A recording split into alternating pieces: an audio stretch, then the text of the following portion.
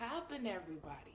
This is Empress J, the Healing Oracle, and I'm back at you, okay, for another day and another message. Now, I appreciate everyone who's liked, shared, subscribed, and commented and viewed my joints. Thank you. I appreciate you very, very much. Now, um, this video I am going to read from The Mastery of Destiny by James Allen. Again, this is The Mastery of Destiny by James Allen, and this is what I'm reading. Okay, so let's dig right in. Let me get it up there first. All right.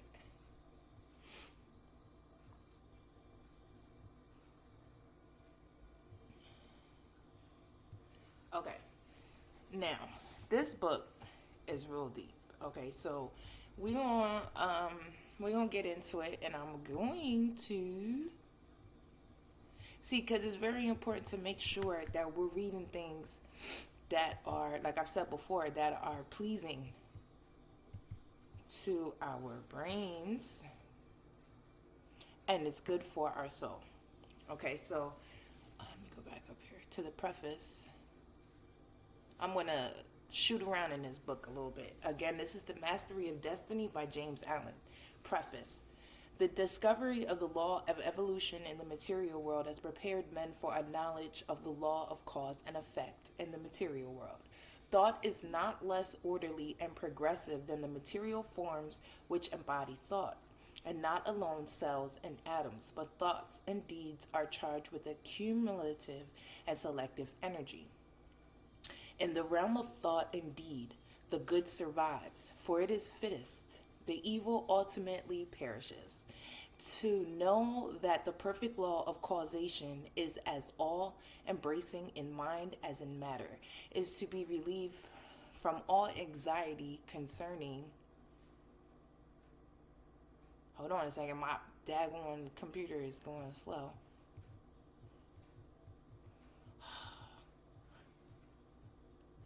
Concerning the ultimate destiny of individuals and of humanity. For man is man and master of his fate, and the will in man which is conquering the knowledge of natural law will conquer the knowledge of spiritual law. The will which, in ignorance, chooses evil, will, as wisdom evolves and emerges, choose good. In a universe of law, the final mastery of evil by man is assured.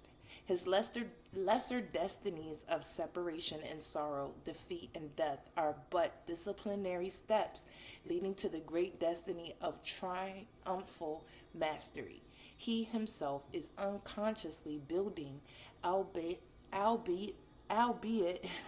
with lacerated hands and labor-bowed form, the temple of glory which is to afford him an eternal habitation of peace. In this volume, I have tried to set, bear with your girl, computer is slow, to set down some words indicative of this law and this destiny and the manner of its working and its building, and have it so arrange the subject matter as to make the book a companion volume to the Life Triumph. We'll get into that book another time too, because his books are really insightful. I love to read. I love knowledge. Like, it's power. And the more power you give yourself, the more freedom you find. And understanding the mastery of destiny is a very important tool to have right now. Because, knowing that you are the master of your destiny changes the game. When we take the power out of the hands of other people and put the power into ourself and spirit, okay, that's when things start to change, and you understand the law of cause and effect. For every cause there's an effect, for every effect there was a cause. Like, that is like the main thing with mastering your destiny, from what I can tell.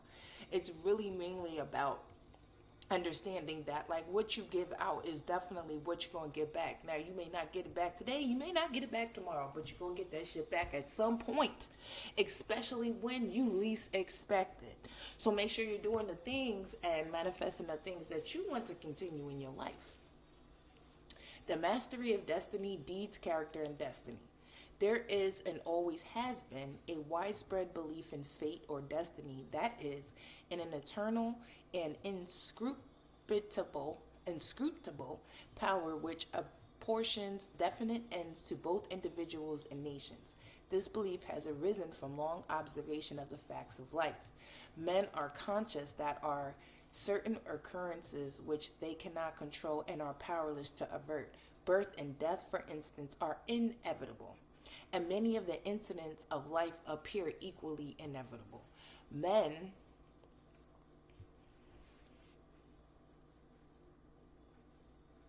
strain every nerve for the attainment of certain ends, and gradually they become conscious of a power which seems to be not of themselves, which frustrates their puny efforts and laughs, as it were, at their fruitless striving and struggle.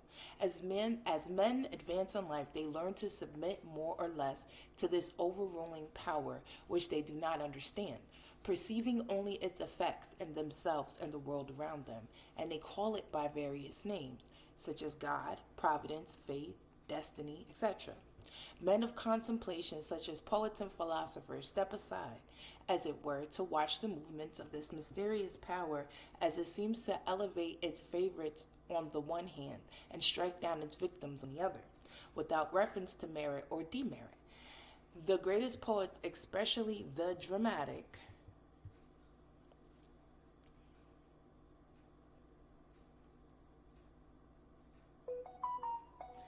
poets represent this power in their works as they have observed it in nature.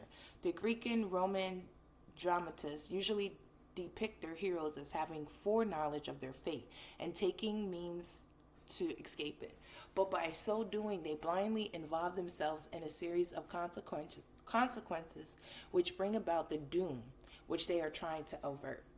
Shakespeare's characters, on the other hand, are represented as in nature with no foreknowledge except in the form of presentiment of their particular destiny. Thus, according to the poets, whether the man knows his fate or not, he cannot avert it, and every conscious or unconscious act of his is a step towards it. I'm going to read that again. Thus, according to the poets, whether the man knows his fate or not, he cannot avert it, and every conscious or unconscious act of his is a step towards it. Omar Khayyam's moving finger is a vivid expression of this idea of fate.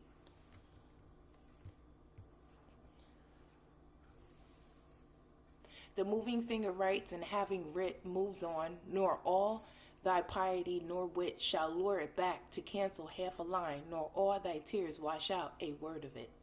Thus men in all nations and times have experienced in their lives the action of this invincible power of law, and in our nation today this experience has been crystallized in the terse proverb, man proposes, God disposes. But contradictory as it may appear, there is an equally widespread belief in man's responsibility as a free agent. All moral teaching is an affirmation of man's freedom to choose his course and mold his destiny, and man's patient and untiring efforts in achieving his ends are declarations of consciousness of freedom and power.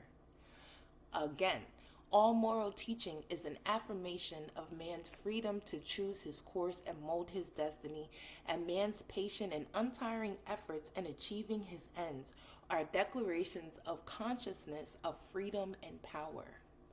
This dual experience of fate on the one hand and freedom on the other has given rise to the interminable controversy between the believers in fatalism and the upholders of free will, a controversy which was recently revived under the term of determinism versus free will. Between apparently conflicting extremes, there is always a middle way of balanced justice or compensation, which, while it includes both extremes, cannot be said to be either one or the other, and which brings both into harmony. And this middle way is the point of contact between two extremes. Truth cannot be a partisan, but it, by its nature, is the reconciler of extremes. And so, in the matter which we are considering, there is a golden mean which brings fate and free will into close relationship, wherein indeed it is seen that these two indisputable facts in human life, for such as they are but two aspects of one central law, one unifying and all embracing principle, namely the law of causation in its moral aspect. Moral causation necessitates both fate and free will, both individual responsibility and individual predestination, for the law of causes must always be the law of effects, and cause and effect must always be equal. The train of causation, both in matter and mind, must be eternally balanced, therefore eternally just, eternally perfect. Thus, every effect may be said to be a thing preordained, but the predetermining power is a cause and not the fiat of an arbitrary will. Man finds himself involved in the train of causation. His life is made up of causes and effects. It is both sowing and reaping. Each act of his is a cause which must be balanced by its effects. He chooses the cause. This is free will. He cannot choose, alter, or avert the effect. This is fate. Thus, free will stands for the power to initiate causes, and destiny is involvement in effects. It is therefore true that man is predestined to certain ends, but he himself has, though he knows it not, issued the mandate that good or evil thing from which there is no escape he has, by his own deeds, brought about. It may here be urged that man is not responsible for his deeds, that these are the effects of his character, and that he is not responsible for the character, good or bad, which was given him at his birth. If character was given him at birth, this would be true, and there would be no normal law and no need for moral teaching. But characters are not given ready-made. They are evolved. They are, indeed, effects, the products of the moral law itself. That is, the products of deeds. Character is the combined result of an incalculable number of deeds. It is in reality an accumulation of deeds which has been piled up, so to speak, by the individual during vast ages of time and through innumerable lives, by a slow process of orderly evolution. A man's birth into his life with his complex character, to which he considers himself irresponsibly predestined, was determined by his own deeds in former lives. Man is the doer of his own deeds. As such, he is the maker of his own character. And as the doer of his deeds and the maker of his character, he is the molder and shaper of his destiny. Run that back. Man is the doer of his own deeds. As such, he is the maker of his own character. And as the doer of his deeds and the maker of his character, he is the molder and shaper of his destiny. He has the power to modify and alter his deeds, and every time he acts, he modifies his character. And with the modification of his character for good or evil, he is predetermining for himself new destinies. Destinies disastrous or beneficent in accordance with the nature of his deeds. Character is destiny itself, as a fixed combination of deeds. It bears within itself the results of those deeds. These results lie hidden as moral seeds in the dark recesses of the character, awaiting their season of germination, growth, and fruitage. Those things which befall a man are the reflections of himself.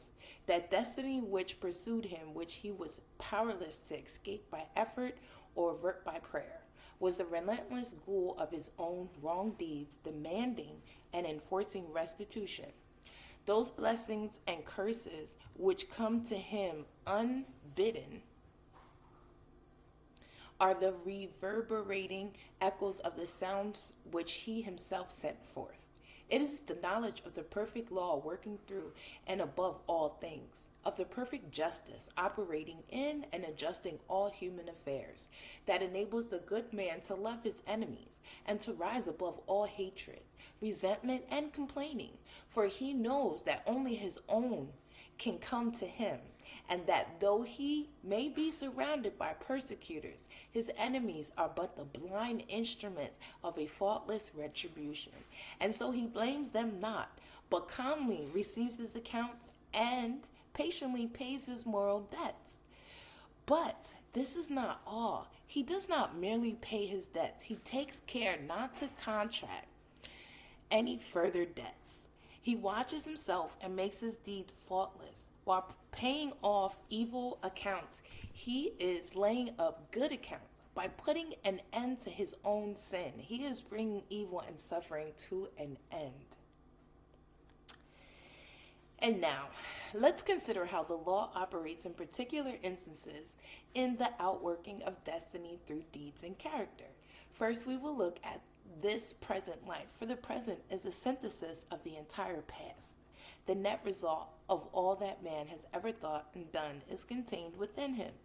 It is noticeable that sometimes the good man fails and the unscrupulous man prospers, a fact which seems to put all moral maxims as to the good results of righteousness out of account.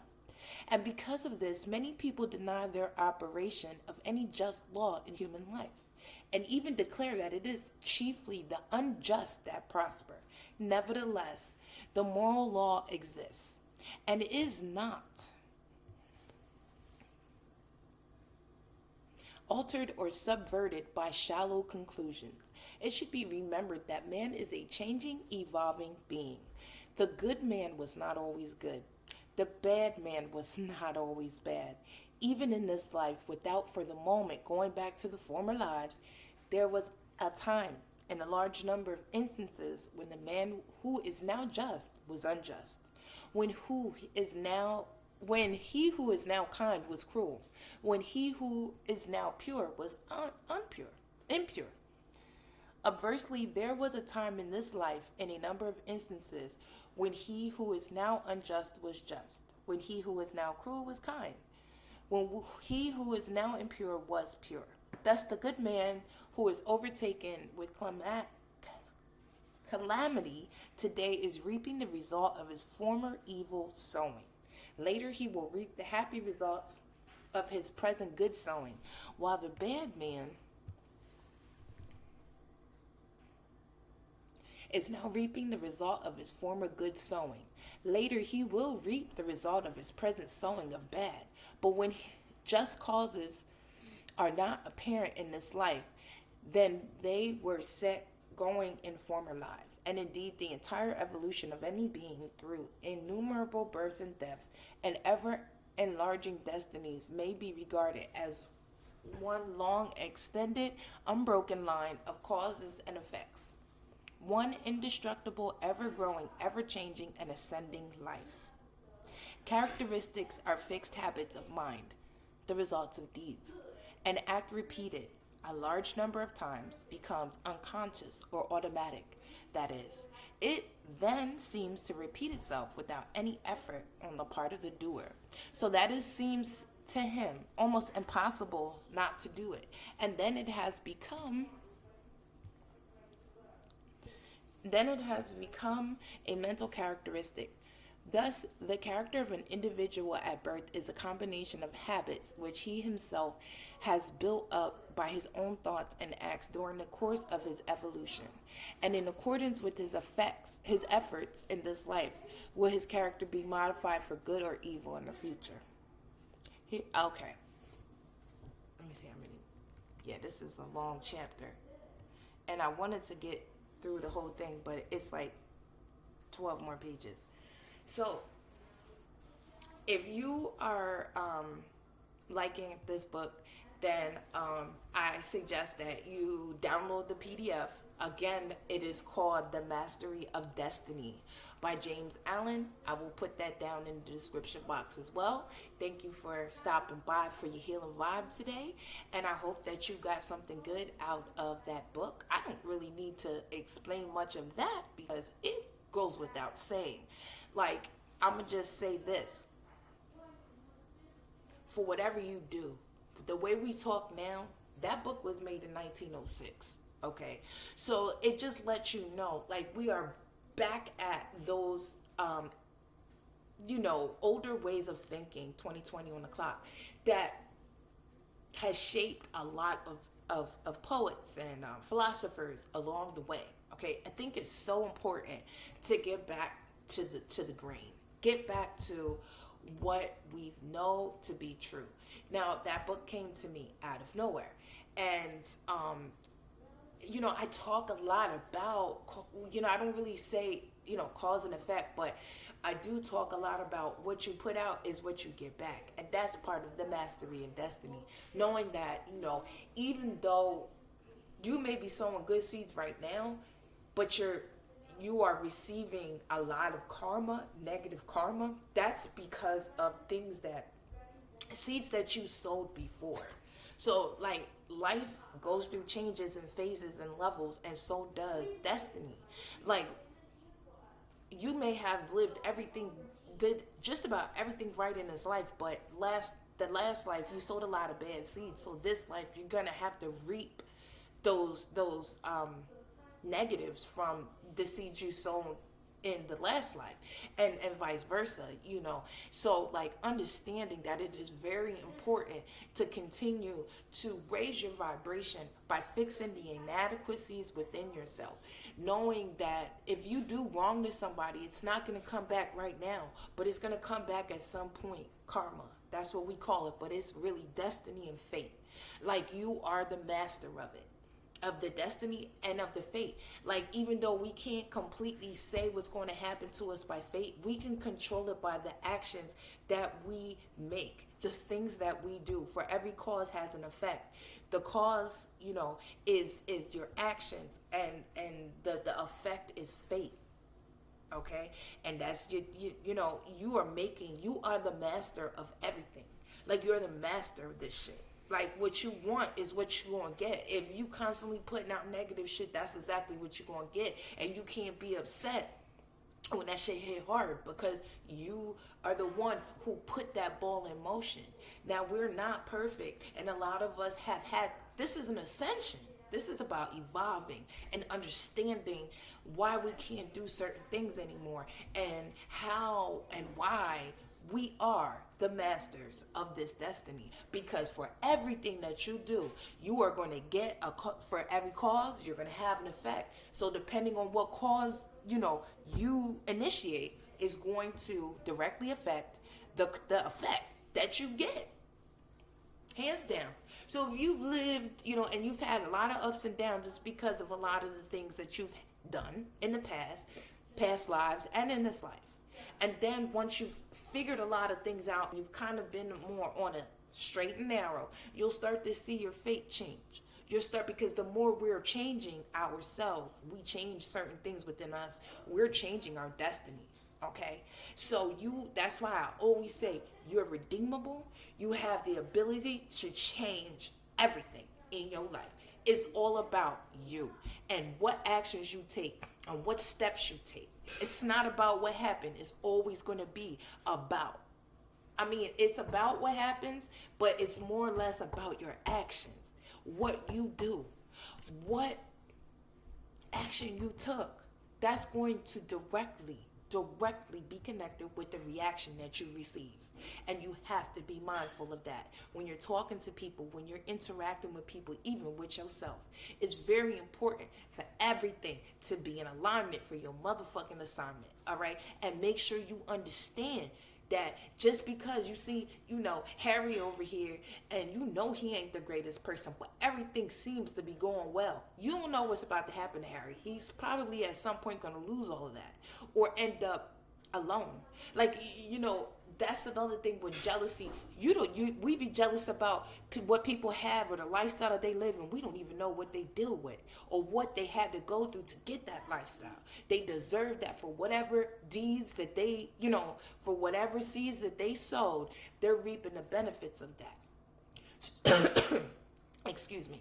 And also in the negative, if you see a person that seems like a really good dude or really good female, but they always going through some real harsh ass stuff, negative stuff constantly, at some point they reaped a lot of bad seeds. They sowed, they put in the soil a lot of bad seeds at some point.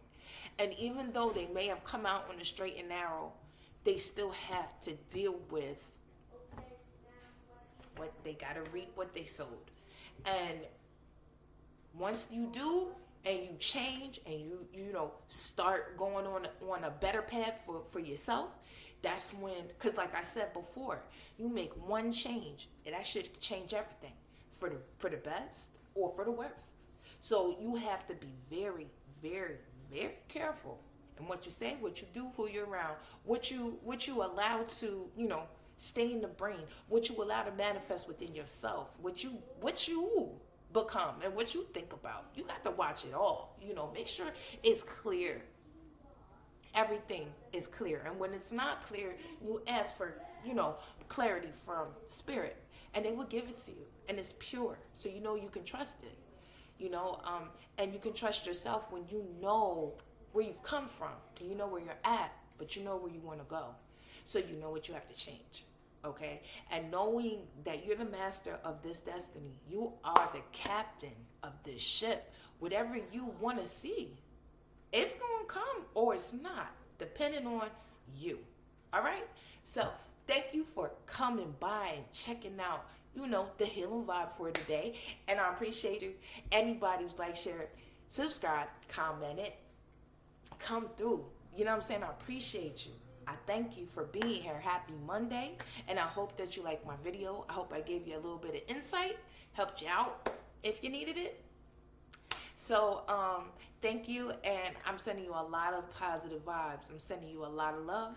And I'm sending you peace. Okay? So have a beautiful day, y'all. Later.